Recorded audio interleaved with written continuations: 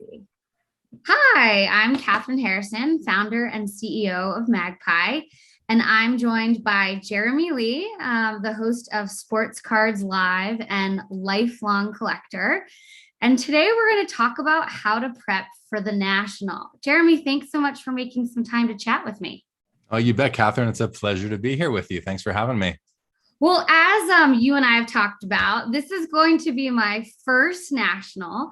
So I want to get all of the tips and tricks from the seasoned collectors like yourself. So I really appreciate your making some time to chat with me.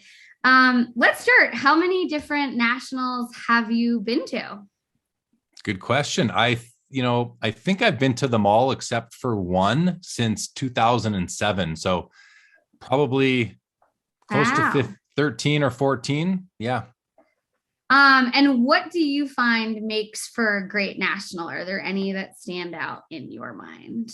Well, the last year's was probably the best because we didn't have one in 2020, so it was the first time that we got to aggregate in the hall and at the national with all of our like-minded fellow collectors, and actually it was the first time really since this whole content really started blowing up. So it was a great opportunity to meet a lot of people. The best thing about the national for me is really just spending time with fellow collectors and friends in the hobby.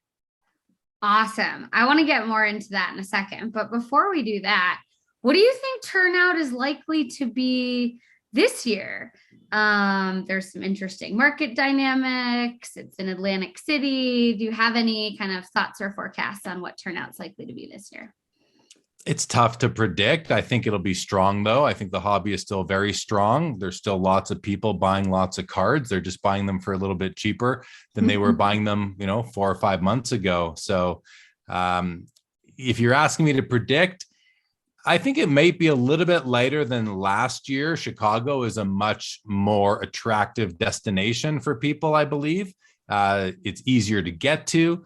So, Chicago is a hub. Atlantic City doesn't even have a major airport. So despite all that, I think the turnout's going to be good. I think that, as collectors, we want to be where the action is. And once a year, the most action throughout the whole year is going to be at the national, regardless of where it is. And for me, I don't really care where it is.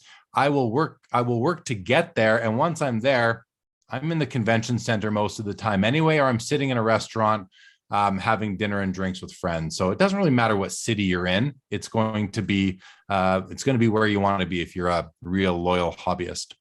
Well, I have to say, as a Jersey girl, I'm excited for the show, and then I'm really excited for a couple days at the Jersey Shore afterwards. So I hope that some people who are coming in will get a chance to see the beautiful beaches. Cool. Well, tell me, what are you doing? We are just a few weeks away. What do you do to prepare for the national? Well, I come from Canada, so it's more difficult to bring a whole bunch of cards, and you have to deal with cross-border stuff. So for me, I am going to bring probably like 1 2 row box maximum with cards, and many like in that box will be cards that I'm bringing to do a few different things with. One will be to use as trade bait at the show itself. Another will be to actually submit them to COMC or PWCC for them to sell for me after the national. And then the other one will be just to show them to my friends and to, have fun as we have show and tells at various trade nights and that sort of thing. So I'm not going there to do a whole bunch of selling. I'm going there to see a lot of friends, make more friends, work on my network, and actually wrangle guests for upcoming episodes of Sports Cards Live through the end of 2022. And maybe buy a few cards for my personal, I shouldn't say maybe, definitely buy a few cards for my personal collection. Well, given where the market's at, how are you feeling about buying versus selling? How does this change, what you're going to do ahead of and at the show? Ahead of it probably doesn't change too much. We're in a one day at a time state of this hobby right now, Catherine, as you well know, in terms of things change very quickly, values, hot players, all these things. But for me, I'll be honest, the cards that I'm buying are probably impacted in the lower range than a lot of the cards that are heavily impacted by the current market forces. I mean, I'm going to be buying cards of established Hall of Fame GOAT type players, whether it's Michael Jordan, Wayne Gretzky, Tom Brady, Ken Griffey Jr. Those sorts of players are the ones that I'll be pursuing at the show. I'm not going to be buying prospects and any cards from the last few years that have been way mass produced, or not. I shouldn't say way mass produced, but I mean produced in quantities that are significantly higher than 5 years ago. Interesting. So do you have any thoughts, just to get into cards for a minute, on the Jordan versus the Star True rookie card debate, given the recent news that PSA is going to start grading stars? Yeah, I mean, first of all, I'm of the belief that the 86 Fleer is the true rookie card. The star was not distributed in packs nationwide. It was only distributed in arenas in a cellophane pack. I think it's a great card. I think it has a place in the hobby, but it doesn't fit the definition of a true rookie card. Recently, Nat Turner put out a tweet. I think it was irresponsible of him to call it Jordan's actual rookie card. I don't think that was an informed tweet. So it's his opinion, and it might have an impact. You know, it's sort of unfortunate that he did that tweet, because I think it's going to have an impact on the card, because a lot of people will think if he says that, then that's the case. But really, anyone could have said that, and it should have the same impact that him saying it does. So those are my thoughts. I think that the card is not the true rookie, the star. I don't think the star is the true rookie card, but I think it's a very important card, and it definitely has its place in the hobby. Awesome. No, I appreciate that take. And one more card question. Do you think that Connor McDavid is going to start to serve as a long-term asset that'll start to bring more visibility to hockey in the US? Because here's an opportunity to get in on a GOAT like pretty early in his career. I'd love your hot take. Oh, 100%. I think he is by far the best player in the world right now, in the league, in professional hockey. I mean, what he does at such high speed is something that I don't know if anyone else can do it. There are other wonderful players in the NHL that I think are also, current players who are investment worthy long term. But Connor McDavid certainly leads the pack, and I do believe he will win a Stanley Cup in the future within his career, and that will sort of cement him as an all-time great. But as far as just basic skill goes, he's up there as he's probably a top 5 greatest of all time based on his skill. Awesome. No, that's really cool. Well, as you're thinking about the cards that you're interested in looking to add to your collection, tell us a little bit about the importance of relationships and deal making. Obviously, you talk to everybody across the hobby in the US and Canada, even internationally. Are there people that you're really excited to see that perhaps you haven't seen since the last national or even further back? How do you look at that side of the national? Well, yeah, I mean, the latter part of that question is, yeah, I'm definitely looking forward to seeing people that I haven't seen before in person, specifically people from overseas, whether it's Europe or Asia, Australia, who weren't able to come last year to the national but wanted to. And there's several of them that I'm really looking forward to seeing and meeting in person and just really building some rapport with. So that's one thing. But as far as how relationships kind of benefit us within the hobby, as far as deal making goes, it's like anything in life, right? Business is relationships. People like to do business with people that they like, people that they trust. And so it's everything, really. It's everything.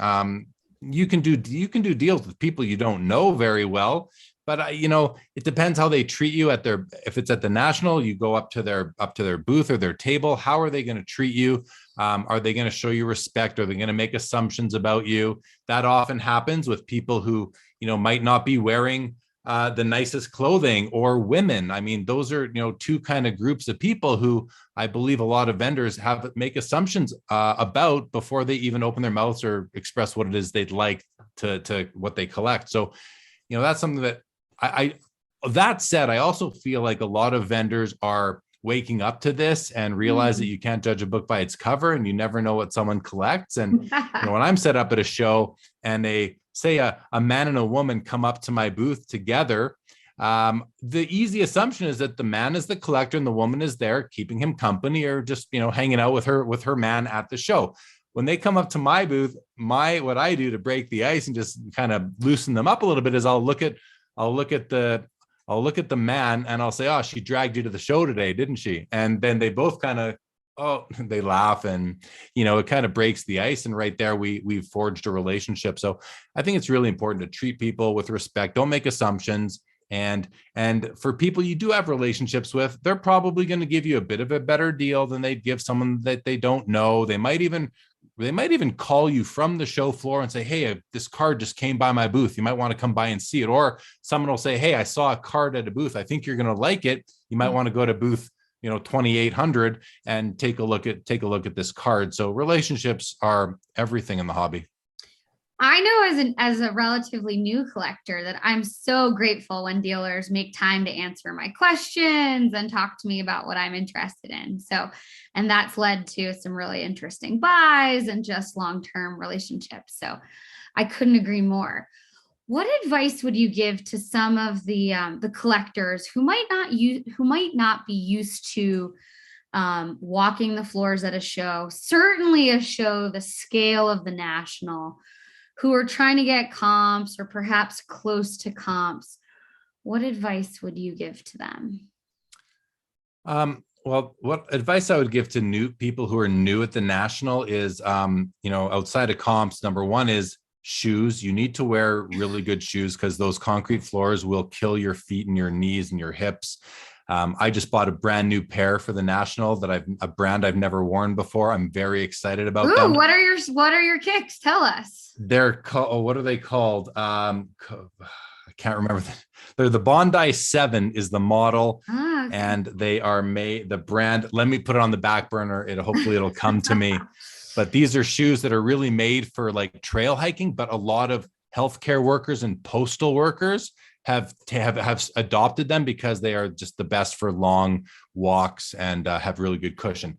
Aside from that, though, my biggest bit of advice for a card show is a bit contrarian to what other people say. You'll hear a lot of people say, go to the show, walk the floor, find a bunch of different things you like, note where they are, have a notepad, write down what table they're at, and then go back and buy the one you like the best. Well, that will only work if the card you like the best is not a rare card. It'll only work if you have other options to buy that card. If the card you want the best is rare, and you're surprised to see it at the show at all, this doesn't just go for the National, this goes for all shows.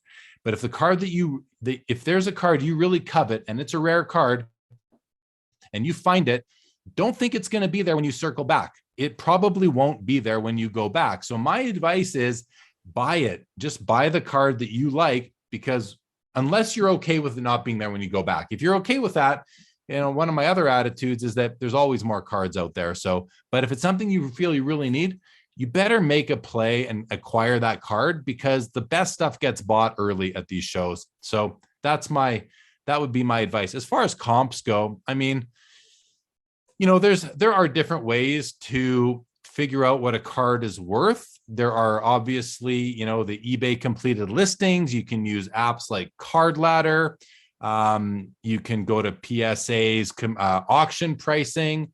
There's various ways to figure out. And just, this is where relationships come in handy again, Catherine, because oftentimes you might be interested in a card that there aren't any comps for. The last comp is 2017, which is meaningless, in which case call on a friend, put a post on Instagram, do something on Twitter, ask for help from people, get opinions, and then you might be in a better position to negotiate a fair price on that card that you covet. That's great advice. So if you wear comfortable shoes, sort of like if you see something, say something. If you see something and you want to buy it, be ready to move. And then number 3, ask for help. Those are great pieces of advice. Now, what about from a logistics standpoint? Are you in Atlantic City for the entire almost week? Do you like to do a lot of your buying at the beginning, at the end? Are you starting by seeing your friends? Do you have a strategy, or do you have, sort of a way in which you begin to kind of tackle the enormity of the show? Yeah, good one. I mean, so I will be there from Tuesday till I haven't booked a flight home yet. So So you're staying I'll, forever. yeah, I that's what see how my wife keeps it my wife keeps bugging me. Have you booked your flight home? And I said no. I said I told you I'm not coming home. So goes. I'll fly out on Sunday night or Monday. But my strategy is as soon as I walk in there, I'm not going to start looking for my friends first. I'm going to look at the cards because I just know that the best stuff is going to be snapped up right away. So if you're there on the preview setup night Tuesday, you're going to be have a benefit. The later you get there in the week, the worse the selection is going to be. So if you're only coming on Saturday, that's good. There'll still be, a million cards in the room, Right. but you will have missed out on a lot of great cards. Maybe that's okay. Maybe you only purchase commodity type cards, high volume cards. And in which case it doesn't really matter. Then Sunday will be the best day when vendors might be looking to sell off and raise more money last minute. But for me, I'm going to go in and I'm going to cover as much real estate as I can in my new shoes and and and look for some rare cards, maybe look for some good deals as well. There could be some good deals early on too. You just never know how people have their cards priced. So that'll be my strategy. Get in, cover as much of the floor, and once I feel like I've done that, then I'll start to seek out some friends. I love it. That's great. Now, what about events before, during, after the show? Is there anything in particular that you are looking forward to? Yeah, it's great. The show has become so much more than just a card show during the day and then, you eat dinner and go to your hotel room at night. Now there are events every night. So put on by many different people. So, I mean, so far I have a group sort of dinner scheduled for Wednesday with a bunch of collector friends of mine. I think that's the only thing I've actually put in my calendar so far. But leading up to it, Monday night in New York at Bleecker Trading, there is a get together. Absolutely. I'm going to be attending that get together. I'm looking forward to that, and then hopefully I catch the shuttle with a bunch of Bleecker friends and family, and make my way to Atlantic City. I mean, there will be the formal trader night, the one that's been going on for a while. I believe I don't know if that's Thursday or Friday, but I'll definitely check that out. And then I just know that the social calendar, the extracurricular calendar will fill up just naturally between now and then. So I'm looking forward to sort of that unknown piece of it as well. I love it. That's great. And do you put out feelers ahead of time to your friends, dealers, etc., about specific cards, specific events? Do you do any of that ahead of time, or do you sort of take more of a serendipitous approach? Yeah. I mean, as far as events, I might do a bit of that. As far as cards I'm on the hunt for, no, I'm not going to reach out and kind of ask people to watch for things for me. I'm not really hunting anything super specific. Hmm. So I'm excited. That makes it so exciting for me is that, if you go to the show and you know that all you want to buy is a Julius Erving rookie card, I mean, you can buy a Julius rookie card any day of the year. You don't need to do it at the National. And so to me, that's not as much fun. I'm looking forward to seeing cards that I'm not looking for specifically that catch my eye and acquiring a few of those. It adds so much more excitement for me to think that I don't know what I'm going to come out of there with versus I'm going there to buy, this card and that card. That's exciting too, because you can spend the whole week finding the best copy of that card you can in your price point. But at the same time, there's no element of surprise there. So I'm going to take my approach, which again is just to buy a few cards that catch my eye. I love that. So you have a few players or a few categories and eras that you're obviously always interested in and looking for great cards, great deals. But then there's also that level of curiosity to see what's new, what's rare, what might catch your eye. I think that's a really fun way to think about the show. Also, as you're starting to do laps and you've seen people after different days, that keeps it interesting and exciting. So that's super cool. Well, Jeremy, what question have I not asked? What sort of is your kind of final golden nugget about the National that you would like to share with me? I mean, keep your options open. Go in. A lot of people want to plan. They're looking, how can I plan? I say don't plan. Just go and let that shiny penny catch your eye and walk in that direction. It's a big room in any city they hold it in. It's a big room. The Atlantic City Convention Center. I was there last time. It was held in Atlantic City, and I was there I was supposed to be there from Wednesday to Sunday. And by Friday morning, I had blown my budget. I spent all my money and the social events weren't what they are now. I forget what year that was, 2015 or 16, or maybe even 17. But I ran out of money and I changed my flight and I ended up leaving late Friday instead of leaving Sunday. I won't do that again because now I just know so many more people and there's many more reasons to be there besides just buying cards. So there's that. But with that, I have learned that a lot of people set a budget because you need to, and that's something that's tough to do, but it's important. So my advice on budgets is, yes, go with a budget, but if you have access to more money somehow, because you might find something, you might have spent, if you go with a $5,000 budget, which doesn't go very far these days, but if you spend that $5,000 in the first day or two, and then you on day 3 or 4, if you're still there and you see a card you really, really want to buy, and it's whatever, $1,000-$2,000, find a way to get that money. Have some PayPal on reserve, I don't know, have some friends that can lend you money, work with the vendor to find a way to pay them, because you just might want that additional card. And then you might have cards back home that you can sell to recover those funds. So try to be as flexible as you can when it comes to your budget. Do you find that dealers at the National are open to trades? Just on that point, as you get later in the show and perhaps the cash dwindles, but suddenly the cards increase. Do you find that dealers at the National tend to be more focused on cash, more into trading, or is it sort of like any card show? It's a mix. I'd say it's like any card show. You're going to find some vendors who don't want to trade. And on the last day, on the Sunday for sure, they might not want to spend the time it takes to make a trade. Trading takes more time than a buy-sell transaction. When I'm set up at a card show, I'll do a trade, but it has to be easy. Otherwise, I just won't bother, because I could spend half an hour working on a trade and 4 customers who are cash customers might just come and go because I don't have time to address them. So I think there's probably other vendors that feel that way and that have had that experience. Some vendors will be more than happy to trade the whole time. Others won't be. It's not show dependent, it's vendor dependent. So gauge people's moods based on that. And the ones who don't seem to want to trade, maybe you're best just not to bother. Keep moving. Yeah. Well, this is fantastic. We've talked about some of the cards that you're looking forward to. We've talked a little bit about old friends and dealers.